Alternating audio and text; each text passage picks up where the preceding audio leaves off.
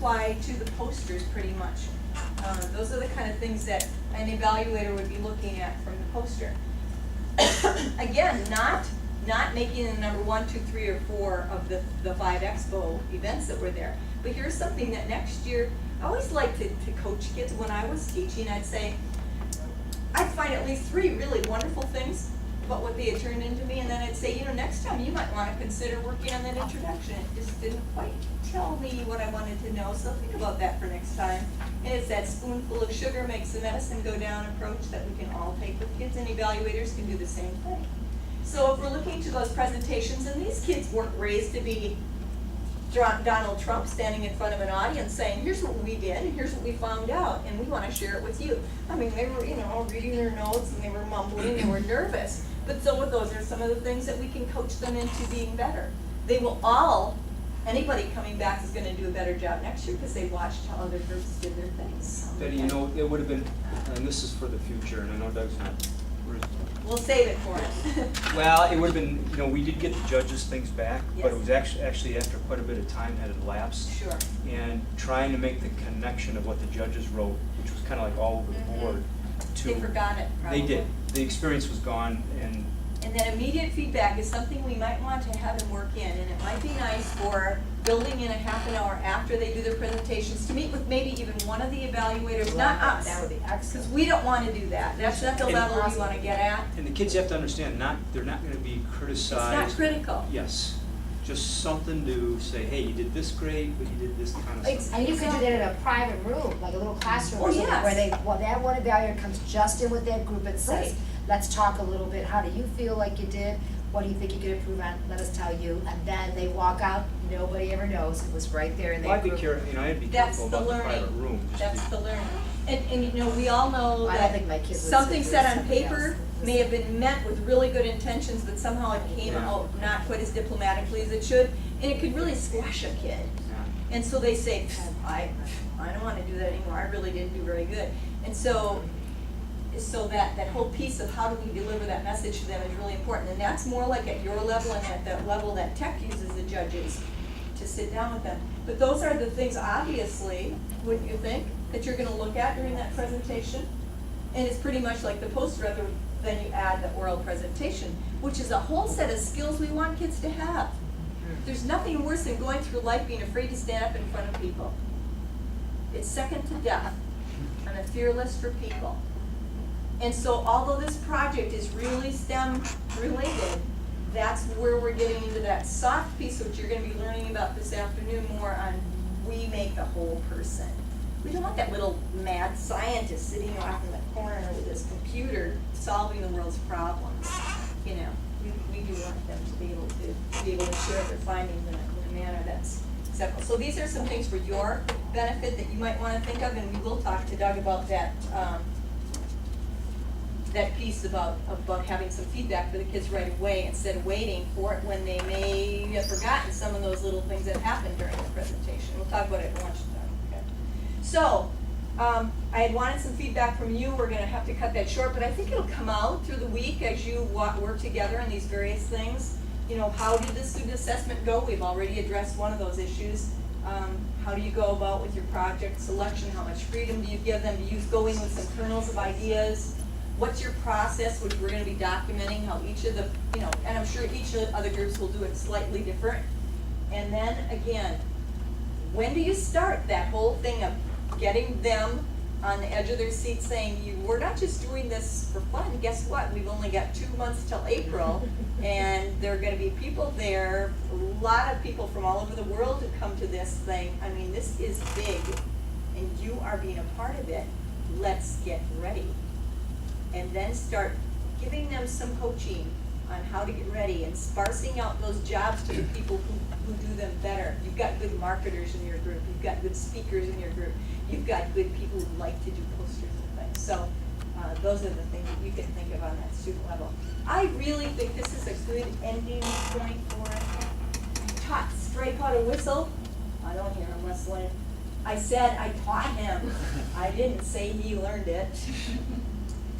And we are all about outcomes. We can do all the inputs that we want. You ever see that little thing on your, when you're pulling up your email from the send and receive, and it's going and dumping them in there and saying 75% finished? Well, what you're waiting for is those emails to pop up because you were waiting for them. And that's kind of what it is. What did we learn? What do they know? I saw an interesting, and it's on the Annenberg Foundation, if you're familiar with that. They do wonderful clips of good teaching. And they did this thing where they took a really top student, A's, straight A's, good student, and they took her aside about 6 months after she had learned a concept. And they asked her to do the problem using that skill set that she had gotten A's on. And she looked at the problem and she said, I don't know how to do it. And this was like an evaluation group watching her reactions. And what they found out was exactly what Jean was talking about. She had learned the concept in a framework and was not able to translate it into something. So she had, and the teacher was devastated. This was his best student, he's gonna really show off what she knew. He taught it. He taught it, and he thought he had tested her that she had learned it. But she wasn't whistling. She wasn't whistling until they had a little dialogue and they started talking about what it was she really knew and had her translate and think about it, and then she could approach the problem, and she did just fine. But on the learning that he had taught and tested, she couldn't do it because it was in a framework. It was one way of looking at something. So when you work with kids, those are some things to think about. And so that's your piece of the assessment process. What are they thinking? And then we're going to come from the outside and look at and say, I think there's some real divergent thinking going on here. I think there's some really good science and some good math and some good engineering and some good technology going on. And we will have that wonderful task of reporting back to NSF. We'll report to Congress that will say, Tech is doing a wonderful job. I think they should be funded for that second round and spread this throughout the nation. Now, I did want to go back to Keith. I'm not going to forget you. Because I was at the banquet, and I wrote down what Doug said. That's scary. And he had been to the monitor. Which thing? And he asked them, he said, what did you see? What did you see? And they said, well, this was at the expo. What did you see? And they liked the cookie. The first thing they mentioned was this cookie maker. And then they liked the silicone leg. There was a development of a silicone leg. And I thought that was really a neat thing of which ones they were remembering. Because that was pretty philanthropic. And they liked the aerospace projects. And they really liked the wheelchair, all-terrain wheelchair.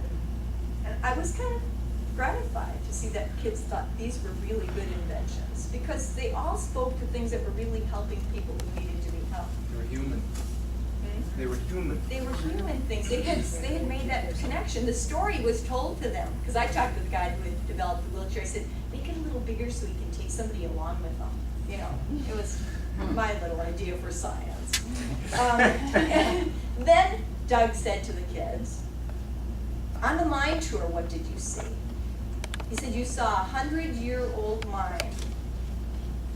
And what did it move? And they said people, copper, ore, and water. And then he said, you saw yesterday's technology, and tomorrow's doesn't exist. That's a profound statement. You saw yesterday's technologies, tomorrow's doesn't exist. And then he said, I see solutions, and that's what we are looking for.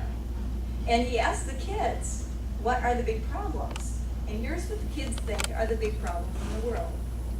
Water quality, hunger, oil spills, poverty, air pollution, and fossil fuel use. Maybe that's the big picture where you start when you're selecting projects. What are the big problems out there?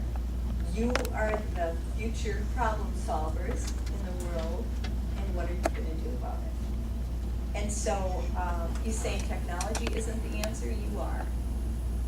And taking time with the enterprise program is arming you with the tools to help create solutions.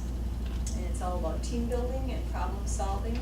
And the kids were quite open, and a whole group of strangers were raising their hands and speaking out in front of other teenagers, which I thought was amazing. And that was the answer I was going to give you, Keith.